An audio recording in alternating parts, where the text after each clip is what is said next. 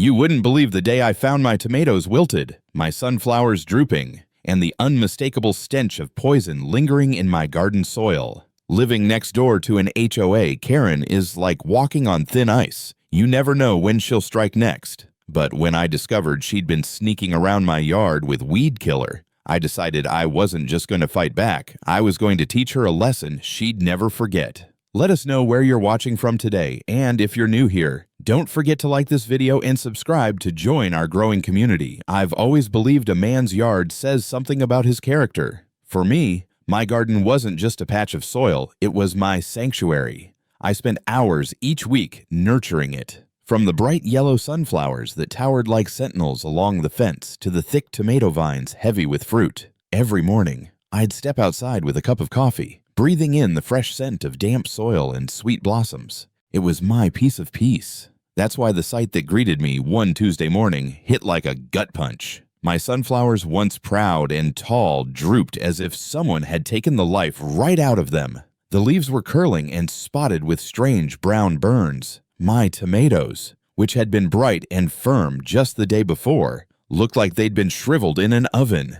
The air smelled faintly chemical, like something sharp had been spilled across the dirt. I knelt down, running my fingers over the dry, lifeless stems. Something was wrong, terribly wrong. I spent an hour checking the irrigation system, thinking maybe the hose had leaked or I'd accidentally over-fertilized. But deep down, I knew better. I could almost feel her eyes on me. Karen. Everyone in the neighborhood knew Karen. She was the kind of woman who treated the HOA like her personal army. Every lawn, every mailbox, every trash can placement had to meet her approval, or else. I'd caught her peering over my fence more times than I could count, muttering about yard standards and how my garden looked like a wild mess. But I'd brushed it off. After all, what kind of person takes their hatred of flowers this far? I didn't have to wait long for a clue. As I walked the property line, I noticed faint footprints in the soft dirt by the back fence, too small to be mine, too fresh to be from last night's rain. The grass along that fence line was dead in a perfect streak, as though someone had sprayed something toxic right under the panels. I picked up a broken plastic nozzle lying nearby, coated with a sticky residue that reeked of weed killer. My stomach turned. She did this. HOA Karen poisoned my garden. Anger burned through me hotter than the July sun. That garden wasn't just a hobby, it was my pride, my hard work, my therapy after long days. And she'd ruined it because it didn't look like her precious manicured hedges and lifeless stone paths. I stormed into my garage, my hands trembling as I threw the nozzle into the trash. I could almost see her smug face, leaning back in her Adirondack chair, thinking she'd fix the neighborhood by destroying what I'd built. I spent the rest of the day trying to salvage what I could. I pruned, watered, and tried to flush the soil, but the poison had seeped deep. By nightfall, I'd lost half the plants I'd cared for all summer. I sat on the porch, watching the sunset paint the sky orange and purple, and I felt something shift inside me. This wasn't just about flowers anymore. It was about respect. About boundaries. Karen had crossed a line, and I knew I couldn't let this slide. The next morning, I saw her walking her dog past my house. She didn't even glance at me, just a smug little smirk, as if she already knew she'd won. That was the moment I made my decision. I wasn't going to yell. I wasn't going to spray her yard back. I was going to outsmart her, hit her where it hurt, and make sure she understood that I wasn't someone to be messed with. But before I could get to the revenge part, I needed proof. I spent that week setting up cameras along the fence line. Late one night, my plan paid off. There she was, in her pink sweatshirt, creeping along the fence with a spray bottle in hand, her flashlight cutting across my yard like a thief in the dark. I watched her on the screen, and I felt my blood run hot. It was time to confront her. I didn't wait long after seeing that footage. The very next morning, I marched over to Karen's pristine yard, my phone in hand with the video ready to play. Her property was as fake and lifeless as her attitude, perfectly trimmed hedges, plastic lawn ornaments, and not a speck of dirt out of place. She was kneeling by her driveway, polishing her garden gnome like it was a prized trophy. "Karen," I said, my voice steady but sharp, "we need to talk." She barely looked up.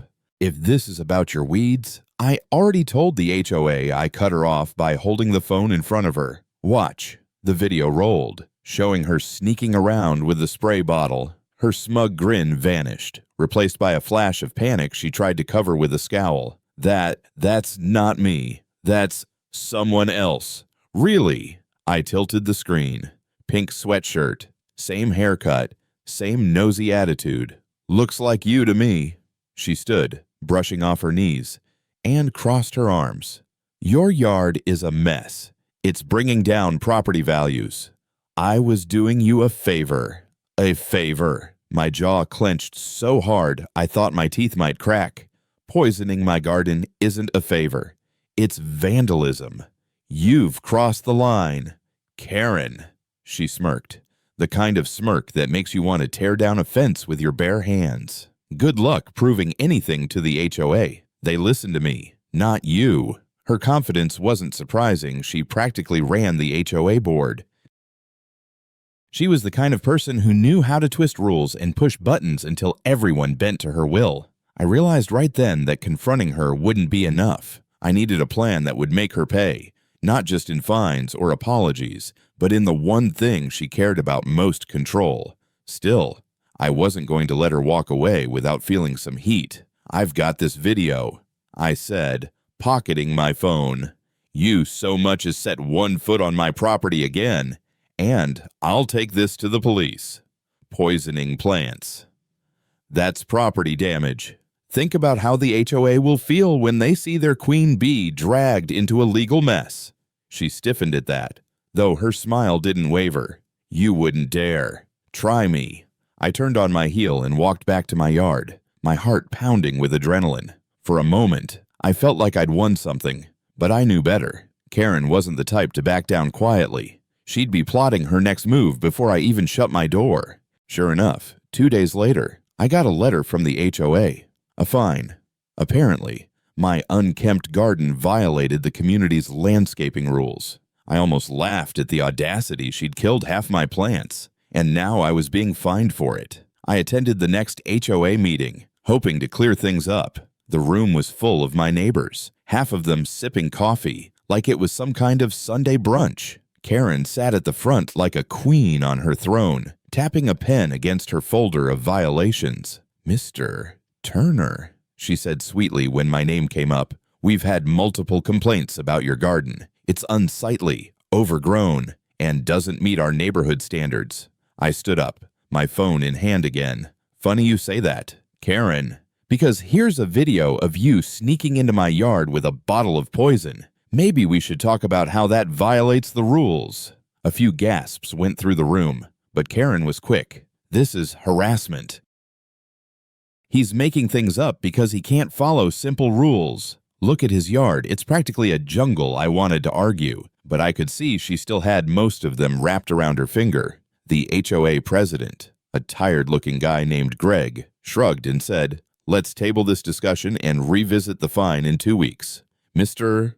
Turner, please bring evidence next time if you have any." Evidence. That word rattled around in my head on the walk home. I had video, sure, but I needed more than proof of her trespassing. I needed to beat her at her own game legally and creatively. That night, as I sat on my porch staring at the dead remnants of my once beautiful sunflowers, an idea started forming. Something bold, something Karen couldn't twist to her advantage. If she hated my yard so much, maybe I should give her something to really hate something she couldn't touch without looking like the villain she truly was. I decided I'd turn my yard into a fortress, not with walls or fences, but with living, breathing armor. Thorny vines, hardy, fast-growing plants that would climb and twist around the perimeter of my property, keeping her far away from anything I cared about. It wasn't just about protecting my garden anymore. It was about sending a message: you don't mess with me and walk away unscathed. I should have known Karen wouldn't take my warning lightly. People like her don't quit, they double down. And sure enough, just a few days after the HOA meeting, I found a bright yellow envelope taped to my front door. It wasn't a friendly neighbor's note. It was another fine, this time for unapproved fencing and yard modifications. I stared at the paper, jaw tight, because I hadn't even started planting the thorny vines yet. Karen was moving faster than I'd expected, trying to box me in before I could strike back. She was clever, maliciously clever. She knew that bearing me under HOA fines would either force me to give up my garden or drain me into submission. But she didn't know me well enough. I don't fold when I'm cornered. That evening, I saw her standing at the end of my driveway, talking to two other board members, Bill and Martha. Both of them nodded along like they were being fed gospel truth. I could practically hear her voice from 20 feet away, whining about my jungle yard and how it attracted pests. My fists clenched at my sides. Evening, I called, stepping outside with a deliberate calmness. Karen turned, that ever-present smirk plastered on her face. "Oh, hi, Mr. Turner. We were just discussing how we can maintain our property values. You understand, don't you?" "I understand you're making up stories." I shot back. "Poisoning my plants wasn't enough. You have to drag the whole board into your nonsense." Bill cleared his throat awkwardly. Now, let's keep things civil. The HOA just wants everyone's yard to match community standards." I laughed loud enough to make them flinch. Community standards. My garden was thriving until someone I glanced right at Karen decided to kill it. "And now you're fining me for the damage she caused." Karen folded her arms. "You have no proof, Turner. You're just trying to stir up trouble. And if you keep this up, I'll file a complaint about harassment." Her tone was sugar-coated, but I could feel the venom underneath. She wasn't just trying to destroy my garden. She wanted to break me, to make me the neighborhood pariah. Fine. Two could play this game. Over the next few days, I did my homework. I dug into HOA bylaws, looking for every loophole I could find. I called the local garden center and even talked to a county horticulturalist about what plants were considered native landscaping and therefore untouchable by HOA rules. Turns out, thorny vines like wild roses and certain native brambles were not only legal, but also considered excellent for erosion control and wildlife support. Perfect. Meanwhile, the fines kept coming $50 here, $100 there. Karen wasn't letting up. At one point, I caught her taking photos of my yard from across the street. Her phone zoomed in like she was a paparazzo. I walked out to the curb, crossed my arms, and stared at her until she finally stomped away. That's when I realized this wasn't just about my garden. It was about power. Karen thrived on control. She used the HOA like a weapon, intimidating people until they gave her what she wanted. Well, I wasn't going to be intimidated. I was going to flip the script. I started documenting everything, every fine, every letter, every little smirk she threw my way. I also collected more footage from my cameras, which I'd now positioned in plain sight along the fence. If she even thought about stepping into my yard again, I'd have her dead to rights. The following week's HOA meeting was where things came to a boil. Karen wasted no time standing up, clipboard in hand. "The issue of Mr. Turner's yard is still ongoing," she began, looking around the room like a queen addressing her subjects. "He refuses to comply with our guidelines. And frankly, his property is an eyesore." I stood up slowly, holding my own folder of documents. An eyesore? Huh. Maybe we should take a look at this. I pulled up a printed photo of her sneaking around my fence with the spray bottle. Gasps rippled through the crowd. This is the same woman accusing me of neglect when she's the one trespassing and destroying property. Karen's face went pale, then red. "That photo proves nothing. You're just trying to make me look bad. You don't need my help for that," I said, my voice hard. "I've got video, timestamps, and a receipt for the chemicals you bought last month. Yes, I checked with the local store. You want to keep playing this game? We can take it to court." The room fell silent. Even Greg, the HOA president, shifted uncomfortably. Let's not escalate this further," he said. "We'll revisit these fines after reviewing the evidence." Karen shot me a glare that could have burned a hole through steel. I knew this wasn't the end, but I could feel the tide turning. For the first time, she didn't have all the power. That night, as I sat on my porch with a beer in hand, I started sketching the layout for my thorny vine plan. Karen wanted a war fine. I'd give her one, but it would be on my terms.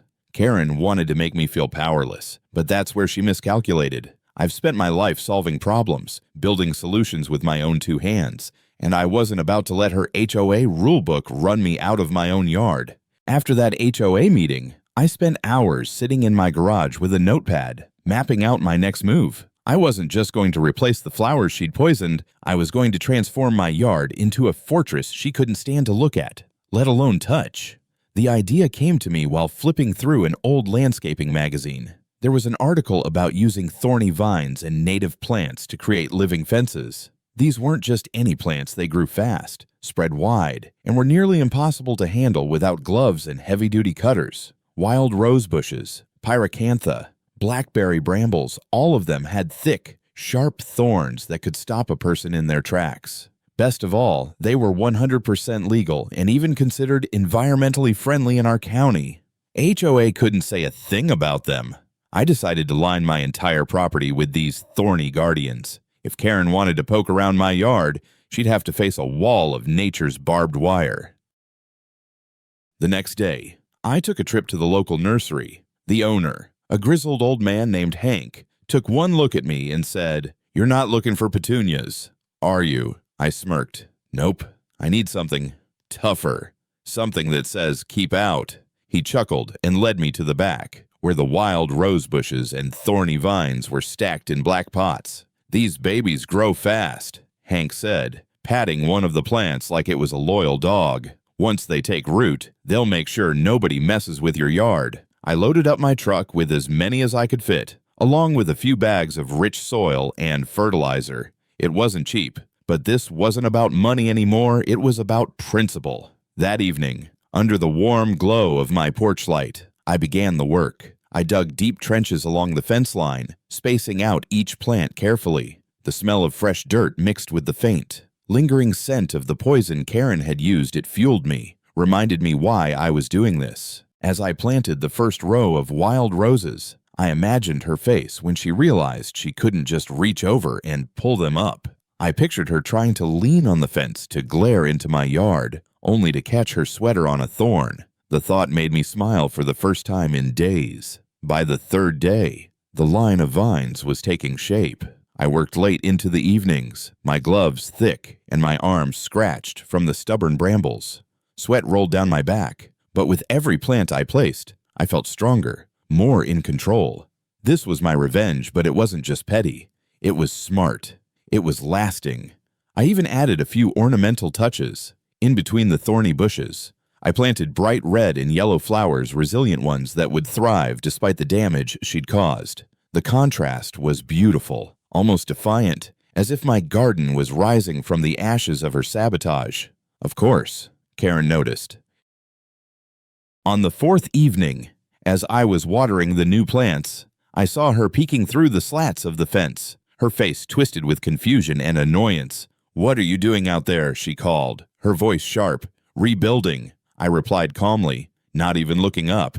"Don't worry, it's all legal. Native plants, approved by the county. HOA can't say a word." Her mouth opened and closed like a fish, but she didn't respond. She just stormed back into her house, slamming the door behind her. I knew then that I was getting under her skin, but this was just the beginning. Once the plants rooted and spread, they'd form a natural barrier so thick that even a determined trespasser couldn't get through without bleeding for it. I made sure to plant them right along the shared property lines, ensuring that every time Karen stepped outside, she'd see those thorny vines creeping closer, like nature itself was reclaiming the land from her tyranny. I took a photo of my progress and sent it to Greg, the HOA president, with a simple note: all plants are native and HOA compliant. No further action needed. He replied within the hour, "Looks good, Turner. As long as it's within code, you're clear." That was all the confirmation I needed. By the end of the week, my yard was transformed into something both beautiful and untouchable. The vines, though young, already hinted at the thick, impenetrable wall they'd become. I stood at the edge of my driveway, wiping sweat from my brow, and for the first time since this mess began, I felt like I was winning. But I knew Karen. She wasn't going to let this go quietly. The moment she realized she couldn't control me or my yard, she'd strike back harder. And when she did, I'd be ready. Revenge isn't just about anger, it's about patience, planning, and precision. By the time I started the second phase of my plan, the thorny vines I'd planted along the fence were already sprouting new shoots. Each morning, I'd water them and watch their slow, stubborn climb, knowing every inch meant more trouble for Karen. But I wasn't done. I wanted a layer of defense so clever that even her conniving HOA mind wouldn't know how to fight it. The vines were my first strike, but my real trap would be a landscape so wild yet so perfectly legal that she'd have no way to argue against it. I spent hours researching plants that looked harmless but grew fast and aggressively. Native blackberry brambles, climbing roses, and pyracantha were all on my list. They didn't just have thorns, they had personalities. They spread like wildfire and created a natural barrier that even a rabbit would think twice about crossing. Every evening after work, I'd be out there digging and planting. I added a second row of thorny vines inside my yard, creating a double barrier. I made sure to mix in brightly colored wildflowers in between, partly to throw Karen off and partly to make my yard look vibrant and alive. If she wanted to complain to the HOA again, I'd have a wall of legal landscaping to shove in her face. I knew she was watching me every time I glanced up. I'd catch her curtain twitching. Once, I saw her standing by her kitchen window with binoculars, pretending to birdwatch. I smiled and waved. She slammed the blinds shut so fast it made me laugh. While most of my focus was on the backyard where she'd done the most damage, I wasn't about to leave my front yard unprotected. I replaced the poison flowers with native prairie grasses and low shrubs, each chosen for durability and ease of maintenance. Karen hated wild-looking plants, but the beauty of these grasses was that they were perfectly HOA approved. Every blade that sprouted was like raising a middle finger to her without saying a word. I also added a few solar lights to line the walkway. At night, the soft glow illuminated the freshly planted vines, giving them an almost intimidating presence. I imagined her seeing that glow from her front porch and grinding her teeth. The final touch was something Hank from the nursery suggested: a few climbing rose arches that I installed along the pathway to my backyard gate. "These things grow fast," Hank had said with a grin, "and when they bloom, they'll look beautiful. But until then, they'll snag anyone dumb enough to get too close." I spent a whole Saturday setting them up, sweating through my shirt as I dug and cemented the posts. By evening, the arches were in place, ready to grow into a living, thorny tunnel of beauty and pain. The first time Karen realized what I'd done, I was sitting on the porch sipping iced tea. She marched over to the fence, her face red and pinched, and yelled, "What on earth are you doing to this neighborhood? Those plants are hideous. They're native," I replied calmly, not even looking up from my glass. "County approved and HOA compliant. Want me to forward you the list?" Her jaw dropped like I'd just insulted her personally. "You can't. I can." I cut in, and I did. "So, if you're thinking about filing another complaint, I'd suggest you save yourself the trouble. Or better yet, stay off my property." She stormed off, muttering something about eyesores and lawyers. I just leaned back and enjoyed the view of my growing fortress. Over the next week, I made a point of checking my yard at night. I knew Karen was the kind of person who might try to fix things when no one was watching, but with my new security cameras and motion lights, she'd have to be a fool to try.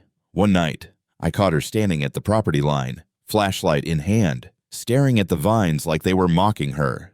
When my motion light flicked on, she froze like a deer in headlights. "Evening, Karen." I called from the porch. "Need something." She scurried away without a word. By the end of that week, my trap was fully set. The vines were thriving, the arches were standing tall, and the wildflowers were blooming bright. My yard didn't just look alive again, it looked untouchable. I'd turned Karen's sabotage into the very thing that would drive her crazy every time she stepped outside. I took photos of every corner of the yard, sending them to Greg with a cheerful note just keeping the HOA updated on my beautiful, legal landscaping. He responded with a thumbs up emoji, which made me laugh out loud. Karen might still have her precious rulebook, but I had something stronger: creativity, determination, and a yard full of thorns that would make sure she stayed on her side of the fence. It didn't take long for Karen to realize that my thorny fortress wasn't going anywhere. A few days after I finished planting, She came stomping across the street like she was on a mission. I was out front, hosing down my driveway, when she stopped at the edge of my yard and glared at the wall of vines now curling up and over the fence. "This is unacceptable," she barked, pointing at the roses and brambles like they'd personally insulted her. "You can't just turn your yard into a jungle." I calmly turned off the hose and looked her dead in the eye. "Karen, everything here is native, legal, and HOA compliant. In fact, Greg already signed off on it." She faltered for a moment, clearly not expecting me to have backup from the HOA president. "Well, it's a safety hazard," she said, scrambling for a new angle. "Someone could get scratched. A child could get hurt. Then maybe you should stay on your side of the fence," I replied coolly. Her face turned crimson. "This isn't over. Turner, I'll take this to the board. Do what you have to do," I said, leaning on the hose like I had all the time in the world. "Just remember, I have plenty of evidence of your little midnight garden visit. How do you think the board will react to that?" She huffed and stormed off, her little dog scurrying to keep up. But I knew that wasn't the end. Karen never walked away from a fight. She just regrouped. The next week, I started getting letters in my mailbox, anonymous concerns about my yard. One claimed that my plants were blocking the view from the street. Another said they were attracting snakes and vermin. It didn't take a genius to know who was behind them. Karen was trying to rally the neighbors against me. I decided to take control of the narrative. One evening, I invited a few of my friendlier neighbors over for a backyard barbecue. I wanted them to see for themselves that my yard wasn't some dangerous, overgrown mess. It was beautiful, vibrant, and carefully designed. As we sat around the grill, sipping cold beer and admiring the flowers blooming between the thorny vines, one of my neighbors, a retired firefighter named Dave, said, "This is gorgeous. Turner, looks like something out of a country magazine." Who's complaining about this? I didn't even need to answer. Everyone knew who. A few days later, I caught Karen in the act of trying to trim the vines from her side of the fence.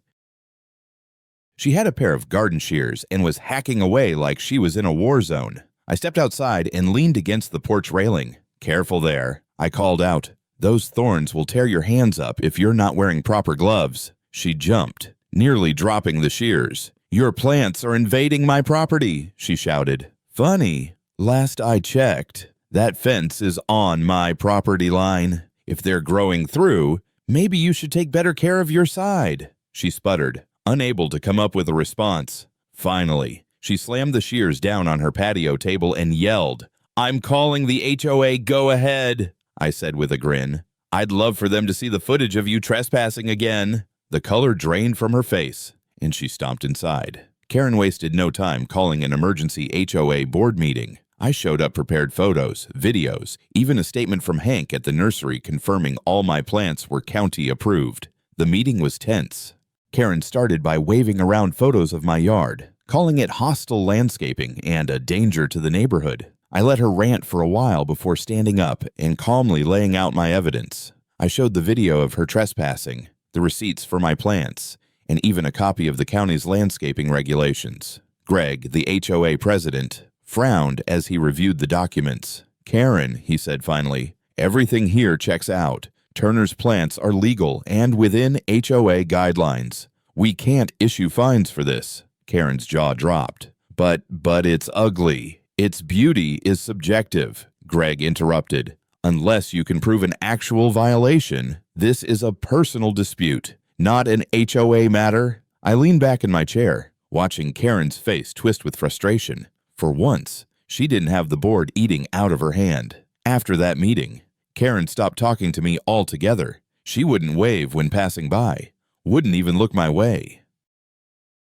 But I knew the silence wasn't peace, it was the calm before the next storm. In the meantime, I kept tending to my plants. The vines were growing thicker, the roses starting to bloom in deep reds and pinks. My yard looked better than ever, and every time I saw Karen glaring from her window, it felt like sweet victory. But I wasn't naive. I knew she'd come at me again, and when she did, I'd be ready. I knew the storm was coming. Karen's silence was never a sign of surrender. It was the quiet of someone sharpening their claws. 2 weeks after our last HOA meeting, I received a certified letter. It was a formal notice from the HOA board stating that there would be a special session to discuss ongoing landscaping disputes and potential neighborhood hazards. The letter might as well have had Karen's signature scrawled all over it. I spent that weekend preparing like I was going to trial. Every piece of evidence I'd collected, photos of my thriving garden, timestamps of her trespassing, and even the county landscaping approval documents was neatly organized in a folder. I wasn't just defending my yard anymore. I was defending my right to live in peace without being harassed by someone who thought she ruled the block. The HOA meeting was held in the community center, a place where folding chairs and stale coffee did little to soften the tension that always filled the air. By the time I arrived, the room was already buzzing. Neighbors were murmuring, some clearly on Karen's side, others just there for the drama. Karen was front and center, her hair perfectly coiffed, clutching a stack of papers like they were her winning lottery tickets. She gave me a smug glance as I walked in, like she'd already decided the outcome. Greg, the HOA president, called the meeting to order. We're here to discuss complaints regarding Mr. Turner's landscaping. Karen, since you filed the initial grievance, you have the floor. Karen stood, clearing her throat theatrically. Thank you. Greg, I think we can all agree that our neighborhood thrives when we maintain certain standards, clean lawns, neat hedges, and a sense of uniformity. Unfortunately, Mr. Turner's yard has become a thorny nightmare, quite literally. It's not just unsightly, it's dangerous. Children could get hurt, pets could get tangled. This wall of thorns, she gestured dramatically, is an attack on our community's values. Murmurs rippled through the crowd. I could see a few heads nodding, but others looked skeptical. I waited until she finished her performance before standing up. Greg, board members, neighbors, my yard is not a thorny nightmare. It's a native, eco-friendly landscape.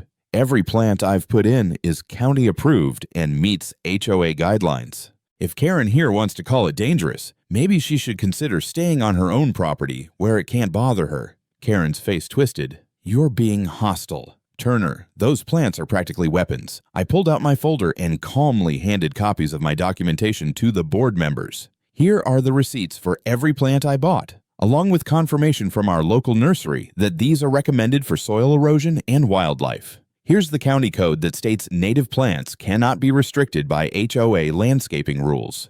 And I paused, pulling out my trump card. Here is a time-stamped video of Karen trespassing on my property with a bottle of weed killer. The room went dead silent. Greg raised an eyebrow as he watched the short clip on my phone. Karen, is this true? Karen's face turned crimson. That's not what it looks like. I was just trying to control the weeds that were spilling over the fence. On his side of the fence, I asked, my tone flat and sharp. Martha, one of the board members, leaned forward. Karen, this is serious. If you trespassed and damaged his property, that's beyond HOA jurisdiction. That's a legal matter. Karen stammered, but no words came out. For the first time, she looked cornered. Greg cleared his throat. After reviewing this evidence, it's clear that Mr. Turner is within his rights to maintain his yard as he sees fit, provided it follows county regulations, which it does. As for the trespassing issue, Karen, I strongly suggest you resolve this privately before it escalates further. Karen sat down hard, her lips pressed into a thin, angry line. I didn't smile, but inside, I was glowing. For weeks, she tried to bully me, fine me, and humiliate me. Now the tables had turned. As the meeting ended, a few neighbors came over to pat me on the back. Dave, the retired firefighter, muttered, "Good on you, Turner." Someone had to put her in her place. Karen stormed out without saying a word, her heels clicking like gunfire on the tile floor. I watched her go, knowing this battle was over, but the war, that was done too. She wouldn't dare come near my yard again, not with the board now aware of her antics. That night, I sat on my porch, watching the moonlight cast soft shadows over my blooming vines. The roses had started to open, their petals deep crimson against the dark thorns. My garden wasn't just alive again, it was thriving, and every thorn was a reminder that I'd fought back and won. But I wasn't finished celebrating just yet. I had one more move, one final act that would ensure Karen understood she'd never hold power over me again. After the HOA meeting, the neighborhood felt different. It was quieter, calmer, as if everyone knew Karen's reign of terror had finally hit a wall. I hadn't seen her much since that night, and when I did catch glimpses of her, she avoided eye contact. No smug smirks, no condescending remarks, just silence. It was the sweetest kind of victory. But I wasn't about to let my guard down. I knew Karen well enough to know she'd try to save face. So, I decided to finish my plan and make my garden something so beautiful and so untouchable that even she couldn't spin it into a problem. Over the next 2 weeks, I poured every ounce of energy into my yard. The thorny vines had already grown into a thick, protective wall along the property line, but now I added splashes of color and charm. Wildflowers danced between the brambles, their yellows and purples glowing in the afternoon sun. I planted more roses along the front walkway, weaving them around trellises until they created a living arch that welcomed anyone who visited, except, of course, Karen. To top it off, I built a rustic wooden bench in the middle of the garden, right where my sunflowers used to stand. I could sit there in the mornings with a cup of coffee and watch the hummingbirds flit from bloom to bloom. It wasn't just a garden anymore, it was my sanctuary, rebuilt stronger and prouder than before. One morning, as I was adjusting the solar lights around the walkway, I saw Karen standing at the edge of her driveway. She looked at my yard with an expression I couldn't quite read, part anger, part defeat. I walked over, leaning casually on the fence. "Morning, Karen," I said with a friendly tone that I knew would irritate her. "How's the view from your side? Looks nice, doesn't it?" She huffed. "It's fine, just fine." Then she turned on her heel and went inside without another word. For Karen, that was as close to admitting defeat as I'd ever get. A week later, I got an email from Greg, the HOA president, Turner. It read, "I just wanted to say your yard looks incredible. A few neighbors even mentioned they're thinking of adding some native plants after seeing yours. Maybe you've started a trend." I laughed when I read it. The idea of Karen living on a street where people were inspired by my jungle must have been eating her alive. It wasn't just about revenge anymore, it was about showing Karen that respect is earned, not enforced through HOA rule books and intimidation. By standing my ground, I'd not only protected my garden, but also shown the entire neighborhood that her bullying had limits. A few days later, I heard through the grapevine that Karen had been asked to step down from her leadership position on the HOA board. I didn't have to ask why. Between the video evidence, her failed complaints, and the way she'd alienated half the neighborhood, she dug her own grave. One evening, I invited a few of my neighbors over again for a small gathering in the backyard. We grilled steaks, drank cold beer, and laughed under the warm glow of the solar lights. People complimented my garden, asked me for tips, and told me how glad they were someone had finally stood up to Karen. Sitting there on my bench, surrounded by friends and the fragrance of blooming roses, I realized something I hadn't just won against Karen. I'd reclaimed my sense of pride and community. My yard wasn't just mine anymore, it had become a place where people felt welcome, a symbol that standing up for yourself can lead to something better. A few nights later, I saw Karen walking her dog past my house. She slowed down, glancing at the glowing arches of roses and the neat rows of thorny vines. For a second, I thought she might say something snide. Instead, she muttered, almost begrudgingly, "The garden looks nice." I smiled. "Thanks, Karen. Took a lot of work to get it this way." She nodded slightly and kept walking. It wasn't an apology, but it was close enough.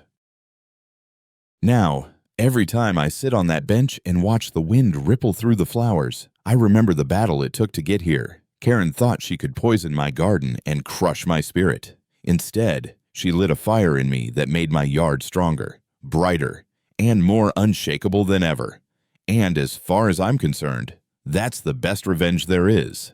In the end, this wasn't just about a garden or an HOA dispute, it was about standing up for myself and proving that no one, not even someone like Karen, could bully me into silence. My garden is thriving now, brighter and stronger than ever, with every thorn and bloom standing as a reminder of the battle I fought and won.